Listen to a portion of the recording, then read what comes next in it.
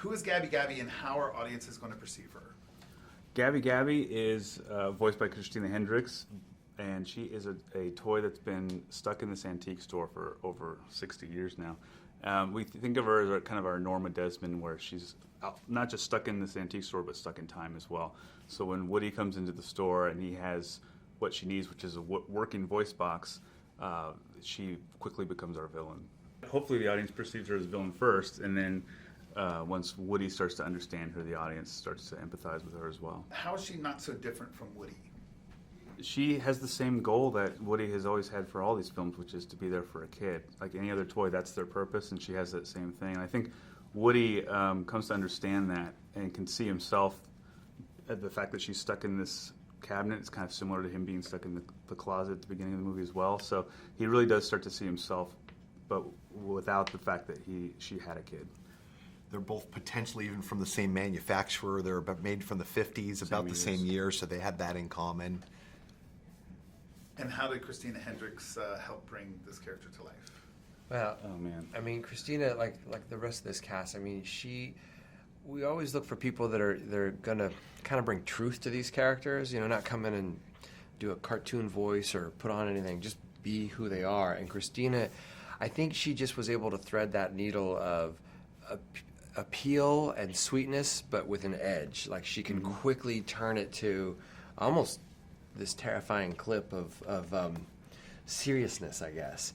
And it's just a great piece of acting to be able to do that. And so that's what Gabby is. You know, she's a baby doll. She's the sweetest, most beautiful, cute thing, but can also look right through you. Yeah, she's had time to think about this for a long time, and so she knows exactly what she would do if somebody that had what she needs comes into the store.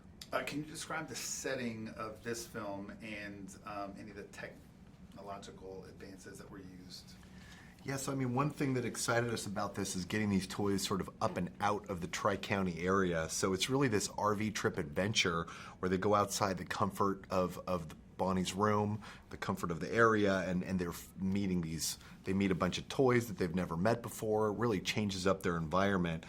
We always had an antique store kind of at the core of the story, and that's where Bo Peep was going to be in our initial incarnations of this. But maybe midway through our development process, we decided to take that antique store outside of town and actually have it be somewhere that's a destination for them on this trip, because it was intriguing to us, and we all sat forward thinking about these toys really outside their comfort zone, and where the danger was real, and where it was going to be a real challenge for them to kind of track down Forky and bring him back to safety, and kind of set up the ticking clock of that RV trip, potentially leaving them behind forever. And it was that store that was a big technological challenge. There's 10,000 items in that store, and we had to build and model every single one of those, and then have it dressed in there to make it look like it was just casually placed. And then we used a lot of our backlot to do that as well. So there's props and things from other movies, other Pixar films that have been placed in there as Easter eggs. Why do you think audiences gravitate towards these characters in Toy Story? Well, we've always talked about, it's like they're toys first. You know, and everyone has always secretly believed that, you know, our toys come to life when we're not looking. And the first Toy Story movies are sort of a receipt that that's true. Like everyone bought that premise. But I think what's under that is we've worked hard to make these characters feel real. I mean, they're believable. They have emotions and fears and kind of blind spots that I think most people that you might know would.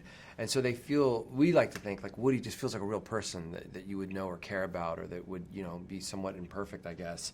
And just the combo of those two things has clicked in a way that audiences around the world have really embraced it all. And what do you think the audiences will take away from the new characters that are so fabulously hilarious in this film? The hope is that they just fit in seamlessly to the world, and that they have as much fun discovering these characters as Woody and Buzz and Bo do as well. That was one of the most fun parts we had working on this film, was creating these new characters.